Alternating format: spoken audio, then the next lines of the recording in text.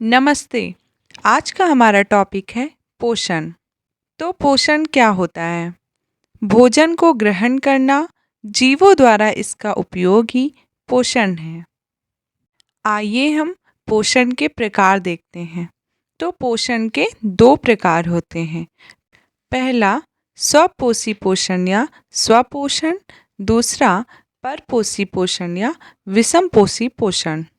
तो पहला है स्वपोषी पोषण या स्वपोषण। तो स्वपोषी पोषण वह जीव जो अपना भोजन स्वयं ही बनाते हैं, उन्हें स्वपोषी जीव कहते हैं और इस क्रिया को स्वपोषी पोषण कहते हैं।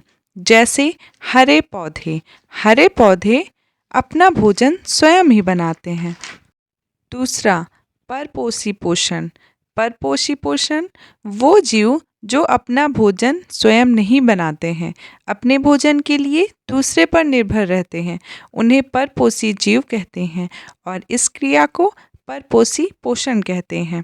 जैसे मानव, जानवर और कुछ पौधे भी।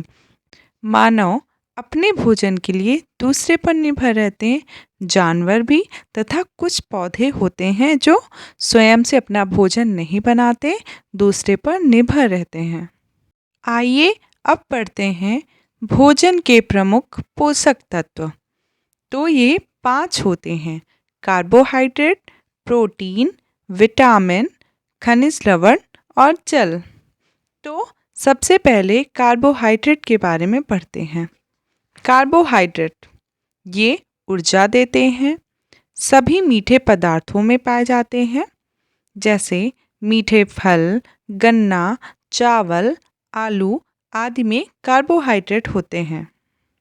कार्बोहाइड्रेट के प्रकार: पहला सरल कार्बोहाइड्रेट, दूसरा जटिल कार्बोहाइड्रेट। सरल कार्बोहाइड्रेट में ग्लूकोज, फ्रक्टोज, जैक्टोज, सुक्रोज आदि, और जटिल कार्बोहाइड्रेट में मंड तथा सेल्यूलोज। अब दूसरे पोषक तत्व के बारे में पढ़ेंगे। प्रोटीन शरीर वृद्धि में सहायक होते हैं। प्रोटीन के यौगिक मुख्यतः कार्बन, हाइड्रोजन, ऑक्सीजन तथा नाइट्रोजन तत्वों से मिलकर बनाए जाते हैं। प्रोटीन के प्रकार: जंतु प्रोटीन, वनस्पति प्रोटीन। जंतु प्रोटीन दूध, मांस, मछली, अंडा तथा वनस्पति प्रोटीन दालें, सोयाबीन, फलियां आदि होती हैं। तीसरा प्रमुख पोषक तत्व विटामिन। इनकी भोजन में थोड़ी मात्रा ही पर्याप्त होती है। यह शरीर की वृद्धि तथा क्रियाओं के लिए आवश्यक हैं। यह ऊर्जा नहीं प्रदान करते हैं। इनकी उपस्थिति शरीर को स्वस्थ तथा बीमारियों से दूर रखती है। अब विलेयता के आधार पर इनको 2 भागों में बांटा गया है। पहला जल में घुलनशील विटामिन, दूसरा वसा में घुलनशील विटामिन।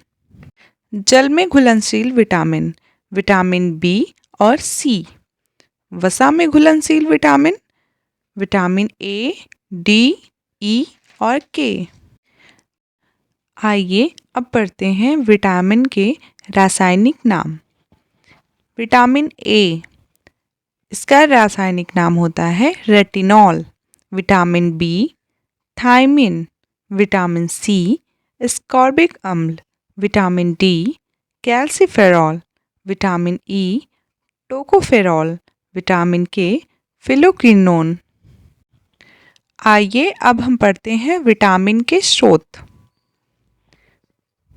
तो सबसे पहले विटामिन ए के स्रोत: पालक, गाजर, मक्खन, मछली, टमाटर, पपीता आदि।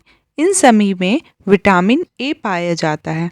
अब विटामिन बी के स्रोत: बादाम, मटर, मछली, अनाज, सोयाबीन। इन सब में विटामिन बी पाया जाता है। अब पढ़ेंगे विटामिन सी: नींबू, संतरा, आंवला, टमाटर, अमरूद। इन सभी में विटामिन सी पाया जाता है। विटामिन डी: सूर्य की किरणें, मक्खन, अंडा और दूध, इन सभी में विटामिन डी पाया जाता है। विटामिन ई, अखरोट, बादाम, सूखे मेवे, इन सभी में विटामिन ई पाया जाता है। विटामिन के, हरी सब्जियां, ब्रोकली, खीरा, अंगूर आदि, इन सभी में विटामिन के पाया जाता है।